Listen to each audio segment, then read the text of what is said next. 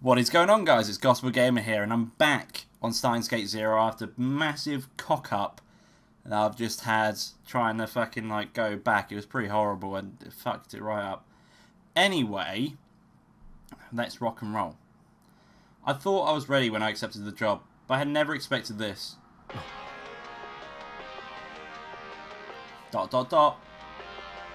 Call from Kurisu. Hi. Hello. I know. Kurisu is displayed on the screen. I'm sorry if when I drink you can hear anything. I have Ramune, and it's in a glass bottle with a little glass marble, which means when I drink, it makes a fucking noise. I love Ramune though. If you haven't had it before, try it. It's amazing. Yes, it was Amadeus, the app the professor had given me to allow me to access the servers of Mitochondria University from anywhere, 24 hours a day.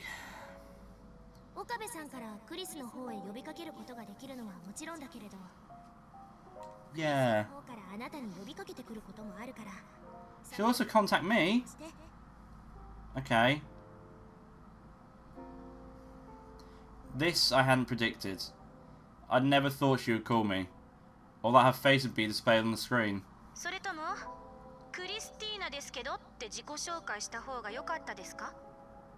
Ah, that's interesting. She looked really mad. I could guess why. I'd gotten 8 calls from Kurisu and I ignored them all. Fucking hell, really?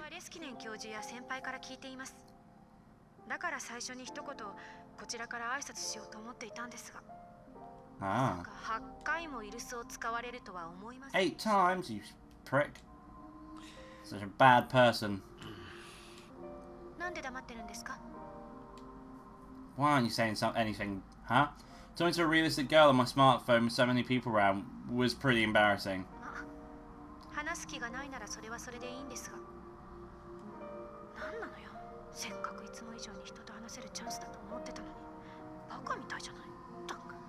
Aw, poor Christina.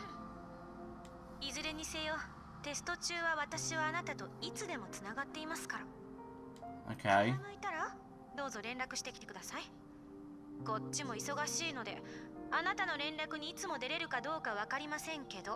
That's weird. I don't know how you'd be busy.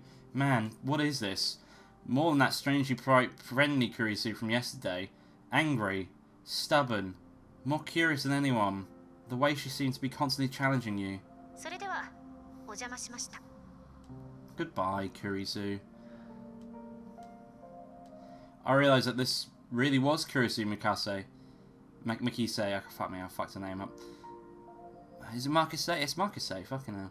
That was the girl I'd spent those 3 weeks with, lab member 004, my assistant, Christina, aka Kurisu Makise. Her movements were a little more jerky than I'd seen on the computer in Dr. Leskinen's office, but evidently that was because of the smartphone. This was because... this alone was enough to make me feel like my heart was being squeezed dry. I stood still, holding the smartphone tight.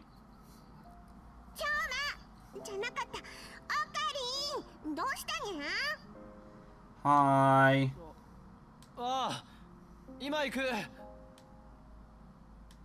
I thought to myself as I ran to catch up with the others.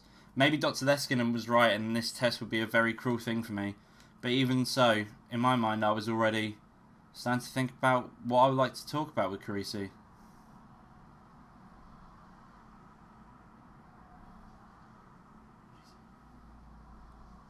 What's happening? Is this like a cutscene?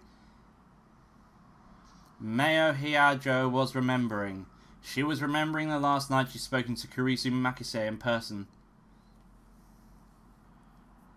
2010, 28th of March.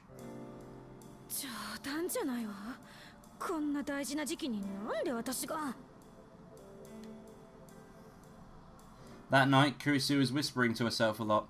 Mitochondria University's Brain Science Institute.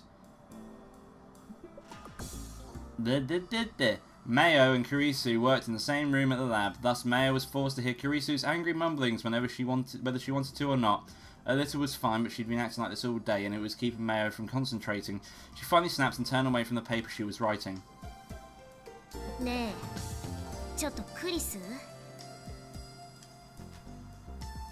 English was the language most commonly used at the Mitochondria University.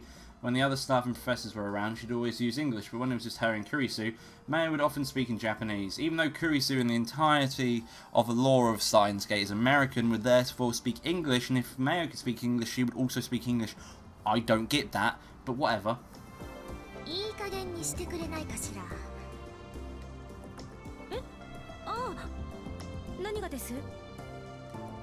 Stop your angry mumblings. Kurisu stopped messing with her luggage and turned around.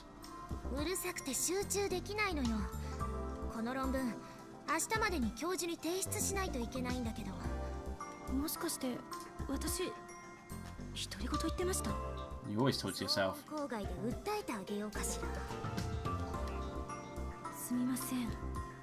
Oh wow. Kurisu apologized and started to scratch the back of her head. Maho decided to calm down by standing there and going to the shelf where the research notes were kept. There were several books she needed for her paper, but they were all up on the top shelf. The short fuck. This must be someone's idea of a prank, she said, as she stared up at the heavy book. She decided to try and reach for her, but no matter how she stood on her toes, she came nowhere close. Her tiny little arms seemed like dead branches waving in the wind. She bit her lip. After she skipped grades to go to college and then came to work at this lab, she had more chance than ever to hate her small stature. Short ass. Whenever she walked outside after dark, the cops would stop her. Even with her ID, she couldn't get into bars, and buying medicine and alcohol at drugstores was a pain. The most humiliating part was that it was no matter where she went, everyone thought she was in middle school. Nobody believed her when she said she was 20. Everything in America was just too big. Even the penises. How tall was... I don't know how tall she's meant to be. Kurisu noticed the trouble Maho was having and came over, but Maho was stubborn and decided to pretend nothing was wrong.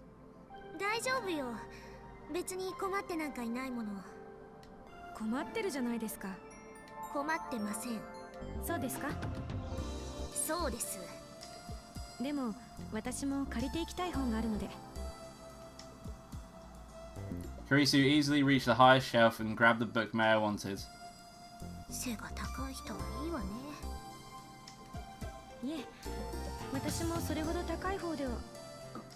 Compared to you, she is. Kurisu covered her mouth when she realized she said something she shouldn't have.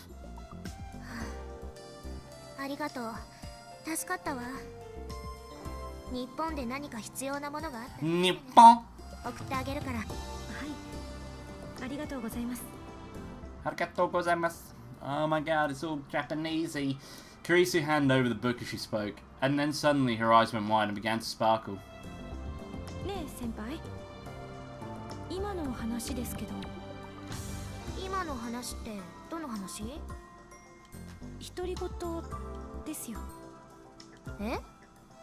Eh?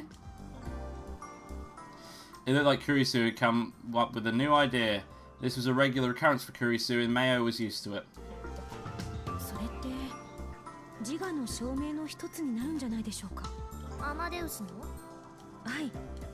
Hi. Hi. No matter how advanced an AI was, it wouldn't talk to itself unless you programmed it to do that, and there was no need or even point to a future like that. If an AI started talking to itself, that might be a good indication that there was a self to talk to. But Maho hesitated to agree with her.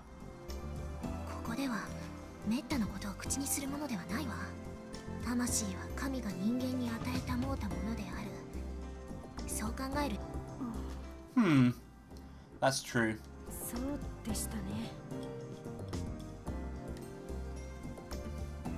Ah, gotta love Ramune.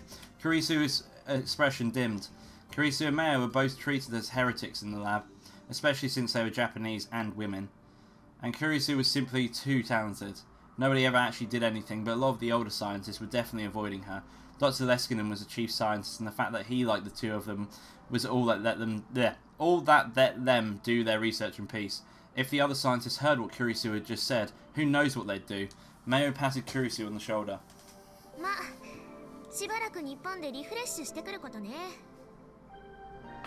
Ah, my ankle cricked. Oh no, not cricky ankle.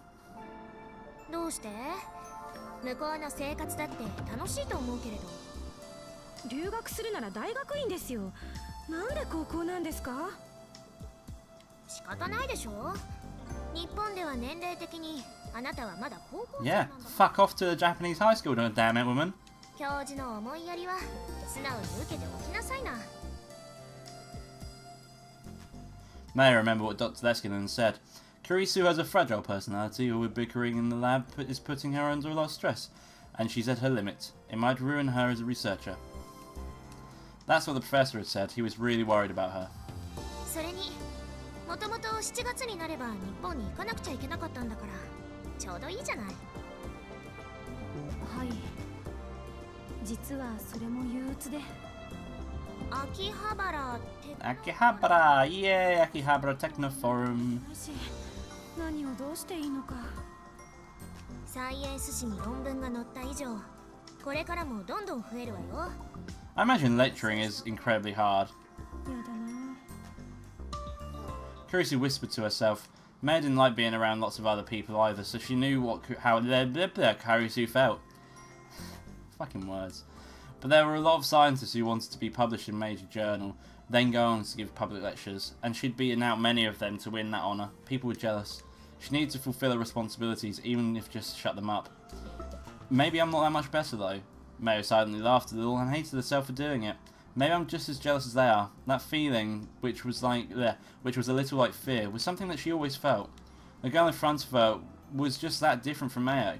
Someone she can never reach, no matter how hard she tried, because she's too tall. I mean, patting someone down on top of the head when you can't even reach her shoulder is pretty sad. Someone who surpassed everything she'd ever done almost instantly. Senpai? Did she just call her senpai? Kurisu was peering into her face, confused. Mayo felt flustered. 日本でお父さんには会うの？ She'd heard that Kurisu's parents weren't divorced, but that they had separated. Her mum was still in America and her dad was in Japan. After Mayo said it, she wondered if that was too personal of a question, so I had some shit in my mouth. Not actual shit, I had shit in my mouth. You know what I mean. But Kurisu smiled a little. I got an invitation from him, which, spoilers by the way, means he's going to kill me.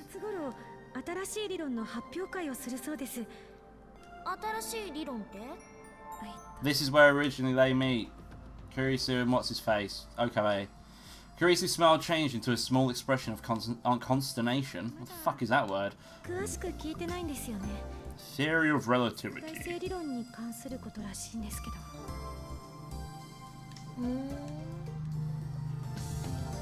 Mayo felt like she was hiding something, but didn't question her anymore. とにかく気をつけて行ってくることね。お土産期待しているから。何がいいですか？そうね。せっかく秋葉原に行くのだから。Oh, Akihabara. Akihabara. Be-do-do-do-be-do. え？なんでです？ What you want? よくそういうサイト見てるじゃない。Those sites there. There's always dreaming them sites. Porn. I don't know why I said porn. It's not porn. あの子はそんなことしないわ。あなた、私が後ろにいるのに動画に夢中になってて気づかないことがあるわよ。What the fuck was that noise? The fuck? Never heard a noise like that before in my life. Kurisu actually seemed upset for once. This really surprised Mayo. Thought she was in a sandwich. A mayo sandwich. No, she's blushing. She's blushing.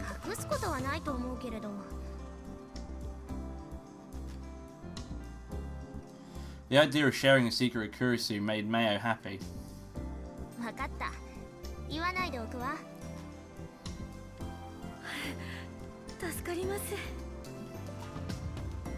By blushing cheeks. Kurisu seemed genuinely relieved. Mayo continues. ねえ、あなたが日本から戻ってきたら、アマデウスが独り言をつぶやけるかどうか、二人で。はい。But she never arrived. Kurisu had a very happy look on her face. It was the face of a born scientist who loved to explore the unknown more than anything in the world. Her smile, pardon me, was as innocent as that of a child who'd just been given a new toy. It was very beautiful. almost fuckable, you know, it's a pretty dick in them. Anyway, and it was one of the reasons that Maho liked the younger researcher quite a bit, but the promise the two of them had made would never be fulfilled. In fact, they would never even meet again. God damn. So sad that she died, man. ... It felt like she was thinking about Kurisu more and more since she come to Japan. Maho didn't know if it was because she was in Japan, or because she was talking to Amadeus Kurisu more often, or maybe was it because she met the young man named Rintaro Okabe?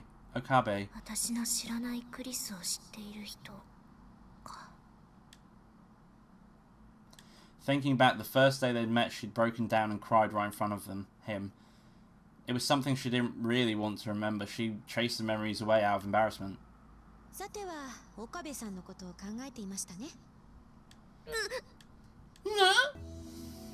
She snapped her head towards a PC monitor.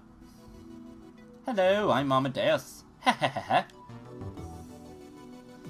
Maho was in the middle of a conversation with Kurisu.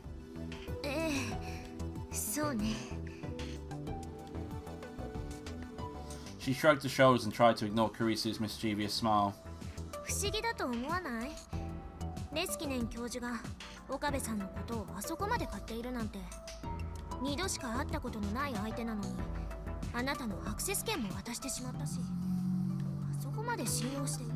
Probably not.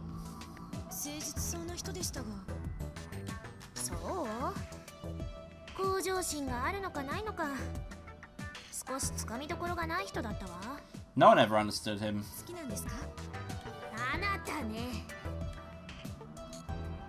Maho brought her face close to the monitor and glared, but Kurisu seemed unconcerned.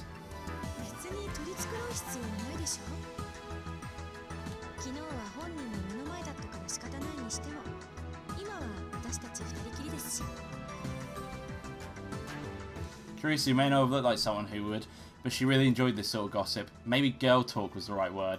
Maho sighed and sat back in her chair. The creaking sound echoed throughout the empty office.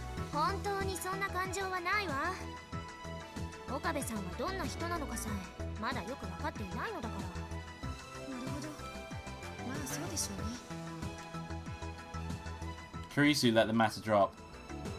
This bothered Maho a little.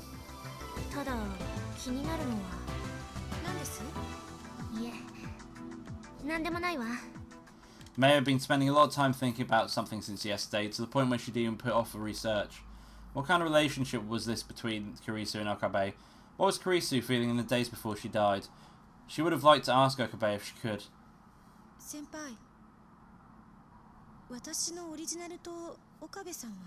Oh damn. Maho shivered as if Kurisu had been reading her mind.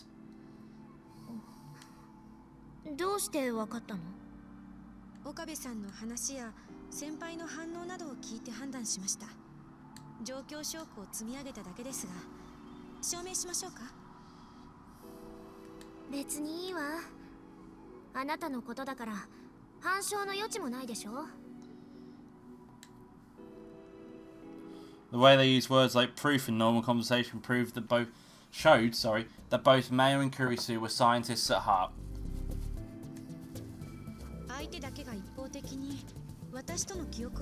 Man. That is true. That is true, Kurisu.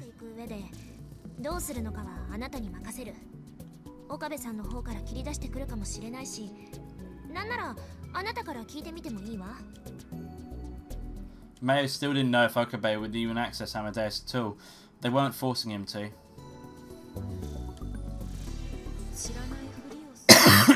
Pardon me, fucking hell.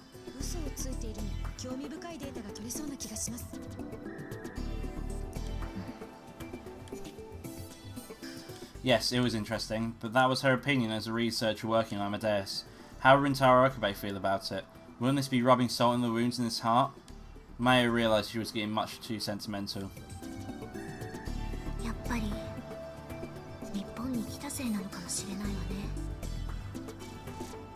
It had been a week since she'd arrived. The first thing she'd planned to do was offer flowers. But she still couldn't bring herself to visiting the Akihabara radio building, the place where Kurisu had died. Oh. Oh, so sad. Who's this? I don't recognise that face. But I think now's a good time to end the episode. If you like this video, don't forget to leave a like in the section below. And if you want to see more like this, then do subscribe to the channel, as I upload every day. Oh god. Pardon me. Every day. Thanks for watching, and I'll see you next time, guys. Bye bye.